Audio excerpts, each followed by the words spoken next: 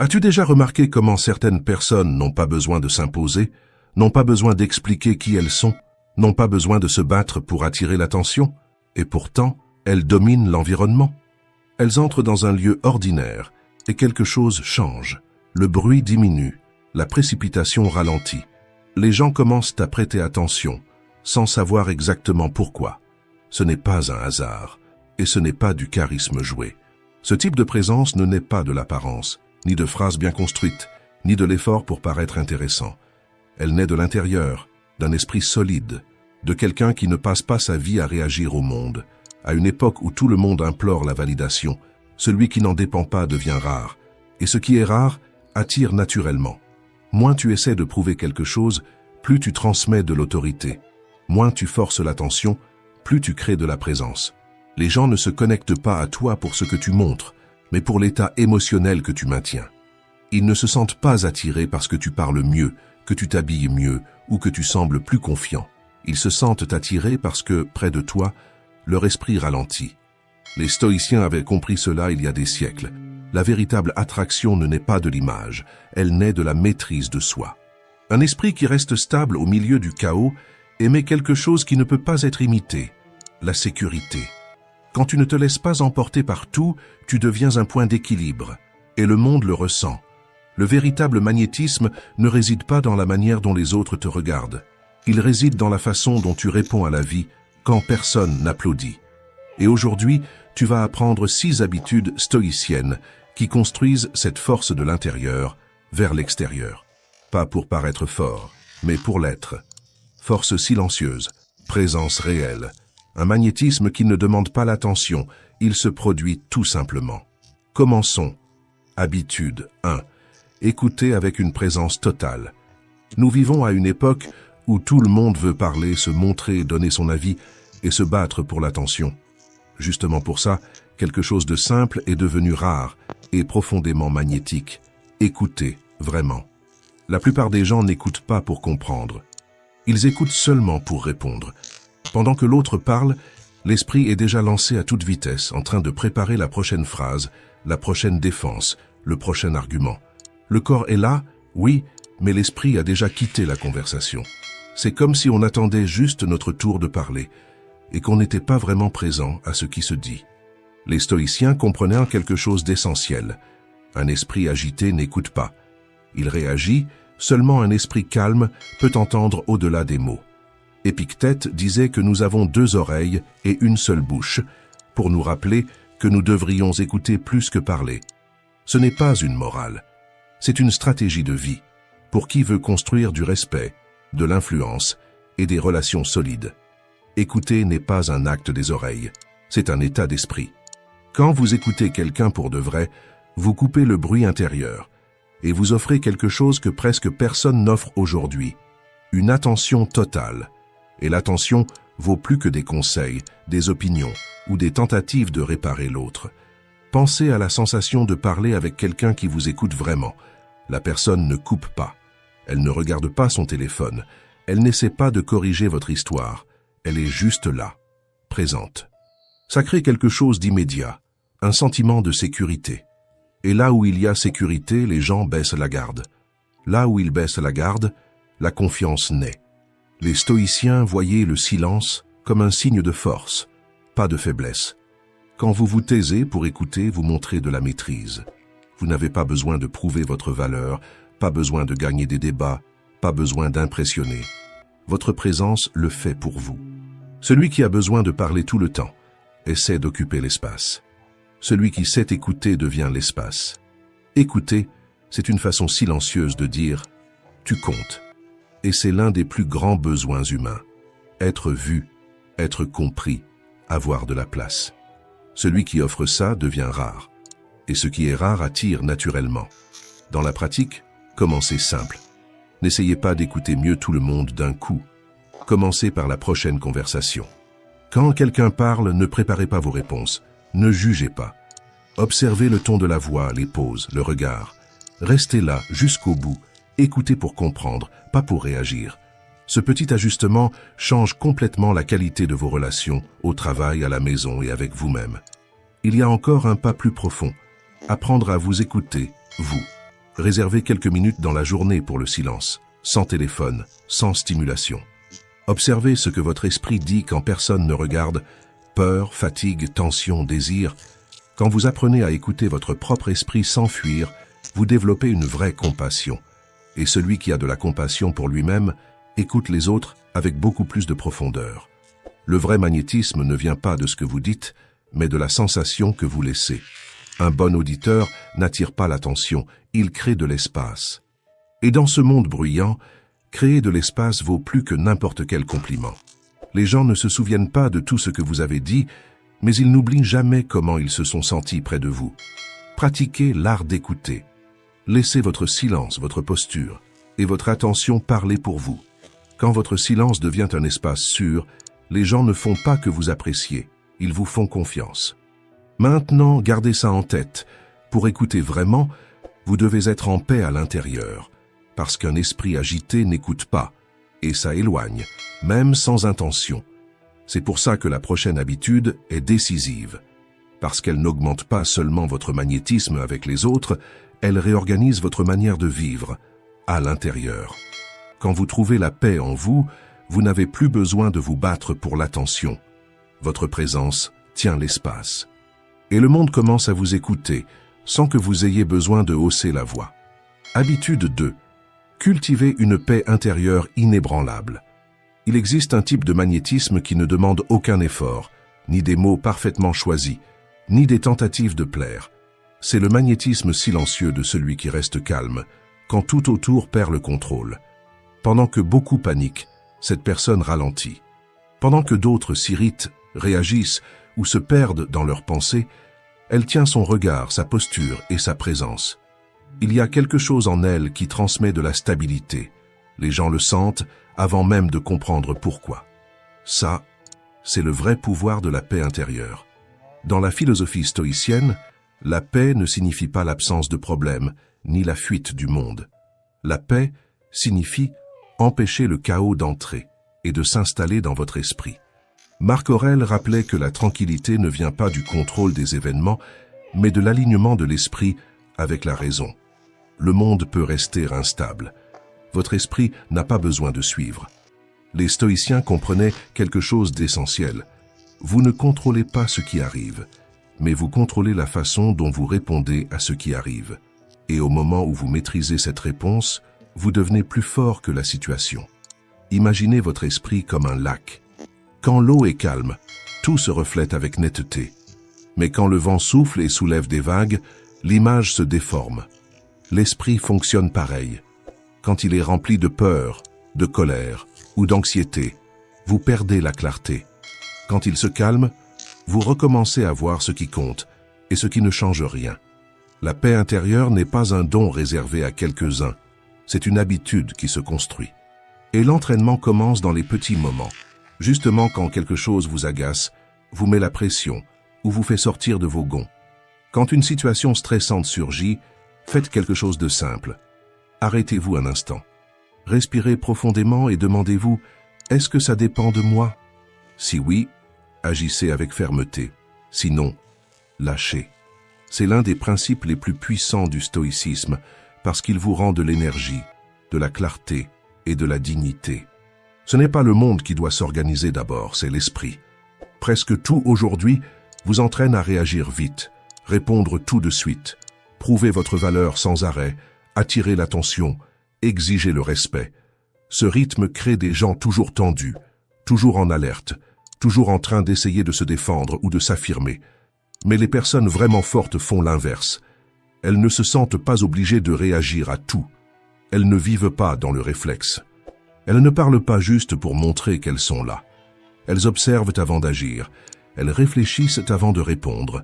Elles choisissent quand ça vaut la peine d'entrer et quand il vaut mieux rester ferme, en silence. Pas parce qu'elles sont passives, mais parce qu'elles savent que réagir sans choisir, c'est une faiblesse déguisée en attitude. Ce calme volontaire crée une présence différente. Une présence qui ne se bat pas pour l'attention, qui n'a pas besoin de s'imposer, qui ne cherche pas à convaincre. C'est une autorité qui naît de la stabilité intérieure. Les gens sentent qu'il n'y a pas de précipitation, pas de manque, pas de besoin d'approbation. Et justement pour ça, il y a du respect. pas parce que cette personne parle plus fort, mais parce que tout en elle communique sécurité, maîtrise et clarté. Les gens sont naturellement attirés par celui qui transmet la paix. Comme on cherche un abri pendant une tempête, on cherche celui qui offre une stabilité émotionnelle, pas parce qu'il résout tout, mais parce qu'à côté de lui, la tension baisse. Cultiver la paix intérieure ne demande pas de s'éloigner de la vie. Ça demande d'apprendre à ne pas réagir à tout. Toute provocation ne mérite pas une réponse. Toute opinion n'a pas besoin d'un commentaire. Tout problème ne mérite pas votre énergie émotionnelle. Quand vous apprenez à choisir où vous réagissez, votre esprit devient plus stable. Et quand l'esprit devient stable, il se passe quelque chose de simple. Vos mots cessent de sortir par impulsion. Vous arrêtez de parler pour soulager la tension. Vous arrêtez de parler pour vous défendre. Vous arrêtez de parler pour remplir le silence. Vous commencez à parler seulement quand il y a vraiment quelque chose à dire. Et c'est exactement pour ça que la prochaine habitude compte. Après avoir appris à tenir la paix à l'intérieur, l'étape suivante, c'est apprendre à utiliser la parole avec intention. Habitude 3. Les bons mots construisent du pouvoir. Il y a des gens qui n'ont pas besoin de beaucoup parler. Ils disent peu de choses, et toute la pièce se tait. Pas parce qu'ils parlent fort, mais parce que leurs mots arrivent avec du poids. Et puis il y en a d'autres qui parlent sans arrêt, qui expliquent trop, qui se justifient trop, et malgré tout, personne n'écoute vraiment. La différence n'est pas dans la quantité de mots, elle est dans l'intention derrière. Les mots sont comme des outils. Utilisés avec conscience, ils construisent. Utilisés sans soin, ils blessent. Les stoïciens pensaient que chaque mot porte un pouvoir réel. Il peut guérir, orienter, apaiser, mais il peut aussi blesser d'une manière profonde et durable. C'est pour ça que les sages ne parlent pas par impulsion. Ils choisissent le moment, le ton et la raison. Parlez moins, mais parlez avec intention. Épictète enseignait que soit vous restez en silence, soit vous dites quelque chose de meilleur que le silence. Pour les stoïciens, parler est un acte de conscience, pas de réaction. Ils ne parlent pas pour gagner des disputes, ni pour impressionner. Ils parlent quand c'est nécessaire, et quand ils parlent, leurs mots apportent clarté, calme et sincérité. C'est comme quelqu'un qui allume une lampe dans une pièce sombre. Il ne fait pas de bruit, mais tout le monde voit. C'est ce type de langage qui fait écouter les gens, pas parce que vous exigez l'attention, mais parce qu'ils sentent la vérité dans ce que vous dites. Celui qui parle avec intention n'a rien à prouver. La fermeté est dans la présence, pas dans le volume. Le silence souvent est plus puissant que 1000 mots. Savoir quand parler et quand se taire est un signe de maîtrise intérieure, et la maîtrise intérieure crée toujours du magnétisme. Quand vous ralentissez, que vous réfléchissez avant de parler, et que vous choisissez bien vos mots, les autres le remarquent. Ils voient que vous ne parlez pas pour combler le vide, mais pour apporter de la valeur. Et pour ça, chaque mot de vous est écouté avec plus d'attention et plus de respect. Remarquez quelque chose de simple. Les personnes que vous respectez le plus sont rarement celles qui parlent le plus. Ce sont celles qui, après avoir parlé, vous font réfléchir. Une phrase bien placée au bon moment peut changer l'ambiance d'une conversation, le cours d'une journée, ou même la décision d'une vie entière. À l'inverse, un mot dit sous l'impulsion peut blesser d'une façon qui ne s'efface pas facilement. Les mots ne reviennent pas, ils restent. Parler avec intention est aussi un reflet direct de votre intégrité. Quand vos mots ne vont pas avec vos actes, les gens le sentent. Mais quand ce que vous dites est aligné avec ce que vous vivez, il se passe quelque chose de rare. La confiance et le respect en même temps. Les stoïciens n'enseignaient pas à parler du calme. Ils enseignaient à vivre avec calme. Les mots ne prennent du poids que quand ils sont confirmés par la façon dont vous vivez. Et n'oubliez pas quelque chose d'essentiel.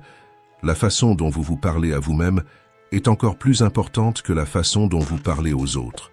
L'autocritique dure, la comparaison constante et l'impatience affaiblissent votre posture chaque jour.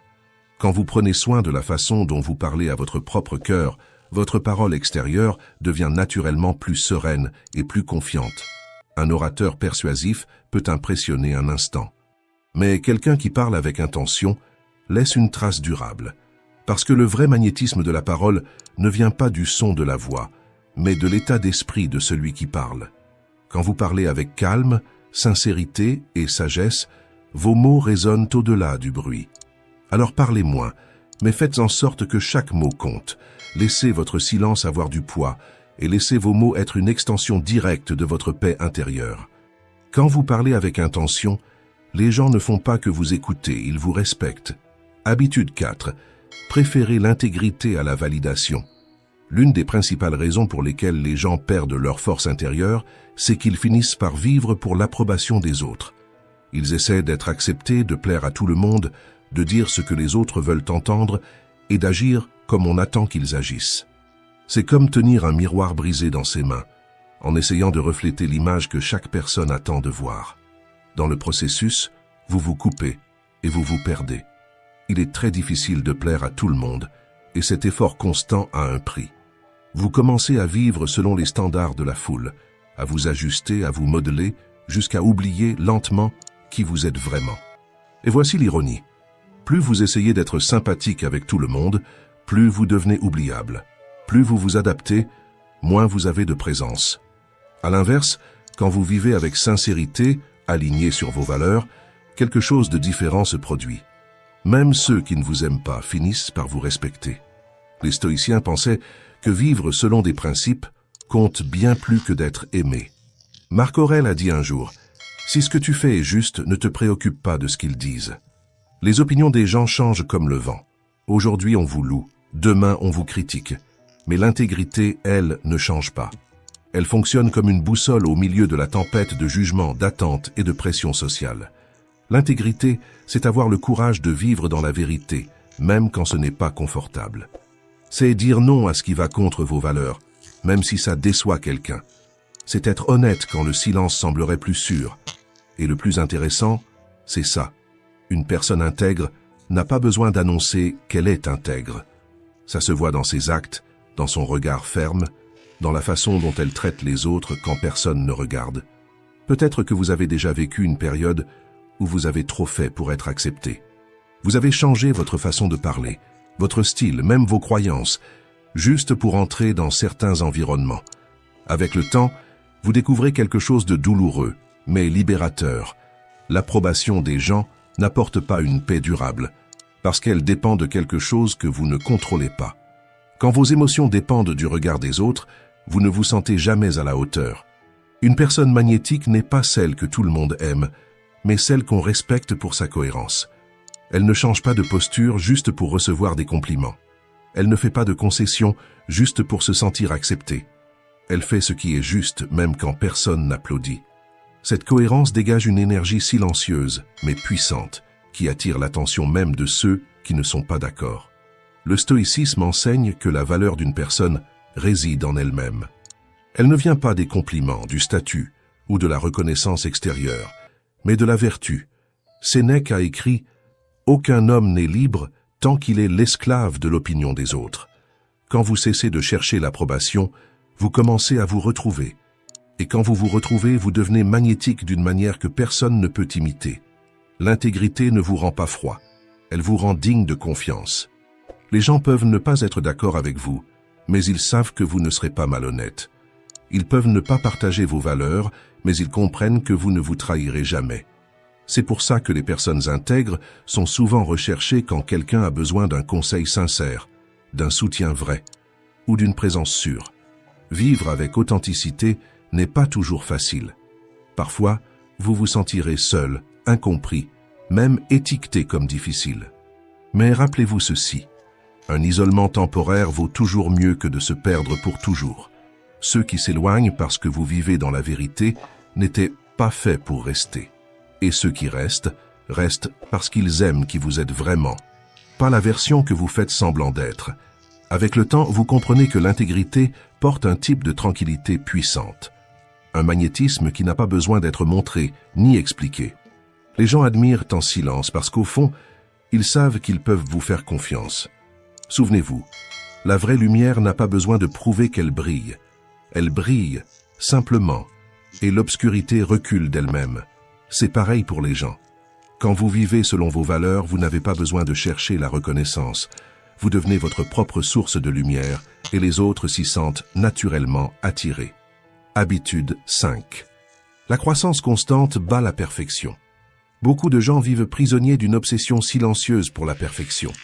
Ils veulent parler sans se tromper, agir sans échouer, vivre sans trébucher.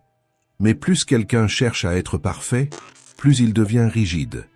Et plus il devient rigide, plus il s'éloigne de lui-même. La perfection est un mirage. La croissance, c'est le chemin réel. C'est comme courir après l'horizon. Plus vous avancez, plus il s'éloigne. Alors que la croissance, c'est comme monter un sentier. Chaque pas demande un effort, mais vous sentez le sol sous vos pieds, et vous savez que vous avancez. Une personne vraiment magnétique n'est pas quelqu'un d'irréprochable, mais quelqu'un qui n'interrompt pas son propre processus d'amélioration. Les stoïciens ne cherchaient jamais la perfection. Ils savaient que la vie est un entraînement continu, et que se tromper n'est pas un signe d'échec, c'est un signe que vous êtes en mouvement. Marc Aurèle a écrit quelque chose de simple et brutalement honnête. Si tu tombes, relève-toi. Se relever et continuer à avancer, c'est ça la victoire. Dans la philosophie stoïcienne, l'échec ne termine pas le voyage, il éduque le voyageur. Comme les muscles ne grandissent qu'après la tension, l'esprit mûrit après l'impact. Un corps qui ne ressent jamais d'effort s'affaiblit. Un esprit qui ne rencontre jamais ses erreurs reste infantile. Il y a quelque chose de curieux dans la quête de la perfection. Celui qui essaie de paraître parfait crée souvent de la distance. Les gens le sentent, c'est artificiel, alors que celui qui admet ses failles, celui qui partage un chemin encore inachevé, inspire la confiance. Pensez à quelqu'un que vous admirez vraiment. Ce n'est probablement pas quelqu'un qui ne se trompe jamais, mais quelqu'un qui apprend vite, corrige sa trajectoire et avance sans se poser en victime. Ces personnes nous rappellent qu'on n'a pas besoin d'être sans erreur pour avoir de la valeur. On a besoin du courage d'apprendre d'elles. Le vrai magnétisme ne vient pas de tout faire correctement, mais de ne pas abandonner sa propre croissance. Quelqu'un engagé dans l'amélioration de soi dégage une énergie rare, humilité, constance et authenticité. Ces personnes ne se vantent pas, ne se comparent pas, ne sont pas dans la compétition permanente. Elles savent qu'elles ne sont pas parfaites, mais elles savent exactement où elles veulent progresser. Elles travaillent chaque jour pour devenir un peu meilleures qu'hier, et ça les rend naturelles, fiables et mémorables. Voyez la différence. Les gens prisonniers de la perfection se punissent pour leurs erreurs. Les gens orientés croissance transforment les erreurs en données. Ils ne s'écroulent pas après un échec. Ils demandent « Comment est-ce que je peux évoluer avec ça ?» Chaque chute devient un ajustement. Chaque cicatrice devient une preuve de courage. Le stoïcisme enseigne que le bonheur ne naît pas de la perfection, mais d'une vie rationnelle, en renforçant le caractère jour après jour. Quand vous vous concentrez sur la croissance, la peur de se tromper perd de sa force. Vous devenez plus souple, plus ouvert, plus bienveillant avec vous-même. Vous n'avez pas besoin d'être votre meilleure version aujourd'hui. Être un peu meilleur qu'hier suffit déjà. C'est là que le changement réel commence. Quand vous arrêtez d'essayer d'avoir l'air parfait, vous commencez à être vrai. Et c'est là que les gens s'approchent. Tout le monde est fatigué des masques, des performances et du faux semblant. Il suffit d'ouvrir un réseau social pour voir des gens se forcer à paraître parfaits, heureux tout le temps, réussis, équilibrés et solides mentalement. Mais ce que presque personne ne montre, c'est le prix intérieur de tout ça.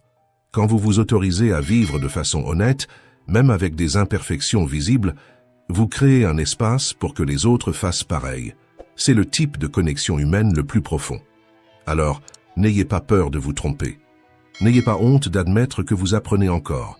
Au lieu de demander « Est-ce que je suis déjà parfait ?», demandez « Est-ce que je suis meilleur qu'hier ?» Avec un peu plus de patience, un peu plus de discipline et un peu plus d'engagement envers le processus, vous commencez à voir des changements. Pas des sauts gigantesques, mais des pas constants et réels. Une personne magnétique n'est pas celle qui est arrivée au bout, mais celle qui continue de marcher avec fermeté, l'esprit ouvert et l'envie d'apprendre. Parce que la vie n'exige pas la perfection, elle exige le progrès. Et s'il y a quelque chose qui définit un stoïcien, c'est l'engagement envers le progrès. La philosophie le rappelle toujours, vous ne contrôlez pas les résultats, mais vous contrôlez l'effort que vous mettez sur le chemin. Concentrez-vous sur la route, pas sur la destination. Parce que sur ce chemin de croissance, vous ne devenez pas seulement plus fort, vous devenez magnétique, d'une façon qu'aucune apparence, aucun statut, aucun discours ne peut soutenir. Quand vous regardez en arrière, vous comprenez quelque chose d'important. Le magnétisme n'est jamais venu de l'image, des mots ou de la position sociale. Il est venu de la paix intérieure, de la maîtrise de soi et de l'honnêteté que vous pratiquez chaque jour. Habitude.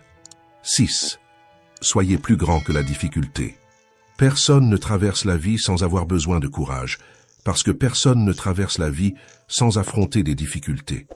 Tous, sans exception, à un moment ou à un autre, sont blessés, trahis ou échouent dans quelque chose en quoi ils croyaient de toute leur force. Mais c'est la façon dont vous regardez ces moments qui définit vraiment qui vous êtes. C'est là que le caractère apparaît. Et c'est exactement là que naît un type de magnétisme qu'on ne peut pas feindre. Le vrai magnétisme ne vient pas du sourire que vous portez quand tout va bien, mais du calme que vous arrivez à garder quand tout commence à s'écrouler. Ce n'est pas l'éclat des bons jours qui attire, c'est la sérénité au milieu de la tempête. Une personne capable de rester sereine dans la tempête, qui parle avec fermeté et douceur même quand les émotions sont en furie, devient quelqu'un d'impossible à ignorer. C'est le type de personne que les autres n'oublient jamais, parce qu'en elle, on voit ce que tout le monde cherche, la force intérieure. Les stoïciens pensaient que l'adversité n'est pas un ennemi, mais un professeur exigeant. Marc Aurèle a écrit un jour « Transforme l'obstacle en opportunité, ce qui bloque le chemin devient le chemin ». Chaque difficulté porte une chance cachée de renforcer le caractère. Comme le fer ne devient tranchant qu'après avoir été forgé au feu, une personne ne devient vraiment forte qu'après avoir été testée par les défis. Être stoïcien ne signifie pas ne pas ressentir la douleur. Ça signifie ne pas laisser la douleur vous définir. Vous pouvez tomber, mais vous vous relevez plus calme, plus fort, plus sage. Ça, c'est l'esprit stoïcien, la capacité de se reconstruire après l'adversité. Il y a un magnétisme silencieux chez ceux qui ont traversé des tempêtes et qui gardent pourtant un cœur ferme et humain. Quand vous faites face aux difficultés, ne demandez pas « Pourquoi ça m'arrive à moi ?» À la place, demandez « Qu'est-ce que ça essaie de m'enseigner ?» Cette question vous transforme de victime en élève. Et celui qui apprend de la douleur devient quelqu'un que la vie n'arrive plus à casser. Il existe un concept en philosophie stoïcienne appelé amor fati, qui signifie aimer son destin. Les stoïciens n'acceptaient pas seulement ce qui arrivait, ils voyaient chaque expérience comme une partie essentielle de la croissance intérieure. Quand vous apprenez à accepter même les moments imparfaits, vous comprenez quelque chose. L'adversité ne vous affaiblit pas, elle vous éduque. Elle vous apprend à être plus résilient, plus profond, plus solide, à chaque pas. Une personne magnétique n'a jamais besoin de le déclarer. Sa posture face à l'adversité est déjà une preuve suffisante. Elle ne se plaint pas, ne blâme pas, ne cherche pas la pitié. Elle se relève, secoue la poussière de ses épaules et continue de marcher. Et cette image simple mais puissante, c'est ce qui rend quelqu'un vraiment magnétique. Et si ce contenu t'aide, mets un like, abonne-toi et suis la chaîne pour continuer à apprendre des habitudes simples qui changent vraiment ta vie. Les autres ne savent peut-être pas tout ce que vous avez traversé, mais ils vont sentir votre force, dans votre regard, dans le calme de votre voix et dans la confiance sereine avec laquelle vous choisissez d'avancer. Quand vous arrivez à regarder l'adversité en face et à continuer d'avancer malgré tout, vous n'êtes pas seulement fort, vous devenez profondément admirable. Ça, c'est du magnétisme réel. Pas le magnétisme de celui qui cherche à impressionner, mais celui de celui qui a été testé et qui n'a pas cassé. Ces 6 habitudes stoïciennes, écouter en profondeur, cultiver le calme, parler avec intention, traverser l'adversité, vivre avec intégrité et se concentrer sur la croissance, ne vous rendent pas seulement plus attirant aux yeux des autres. Elles vous reconnectent à qui vous êtes vraiment. Parce que quand vous vous maîtrisez, vous n'avez plus besoin de prouver votre valeur, plus besoin de vous battre pour l'attention, plus besoin de vous expliquer. Vous avancez avec respect pour vous-même. Et ça change tout. Marc Aurèle l'a dit clairement en écrivant que rien n'apporte la paix à l'âme, sauf la fidélité à soi-même. Quand vous vivez ainsi, le magnétisme n'est pas quelque chose que vous cherchez. C'est la conséquence naturelle d'un esprit ferme face à la vie. Alors, si vous avez compris ce message, laissez un commentaire qui serve d'engagement envers vous-même. Je choisis de rester ferme. Pas ferme quand tout est facile, mais ferme quand la vie serre, quand ça fait mal et quand personne ne regarde. Parce qu'au fond, le magnétisme le plus puissant ne fait pas que pousser les gens à vous regarder. Il fait qu'ils vous font confiance. Et avant ça, il fait que vous vous fassiez confiance à vous-même.